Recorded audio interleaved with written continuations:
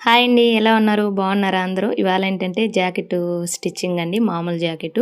Back వచ్చేసి డాట్ల దగ్గర కుట్టేసేసుకోవాలండి. కుట్టేసుకున్నాక అలానే ఫ్రంట్‌కి వచ్చాక 3 డాట్స్ ఉంటాయి కదండీ! అవేంటంటే ఆది బ్లౌజ్‌తో కొలత తీసుకొని ఏసేసుకోవాలండి. అలానే తర్వాత క్రాస్ పట్టి కుట్టేసుకోవాలండి 2 వైపులా.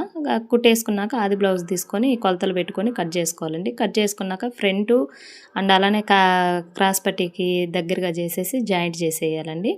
2 జాయింట్ చేశాక ఏమంటే కాజాలు పీసులు పట్టి అలానే కాజా పట్టి 2 కుట్టేసుకోవాలండి. 2 కుట్టేసుకున్నాక ఫ్రంట్ వరకు కంప్లీట్ అయినట్టండి.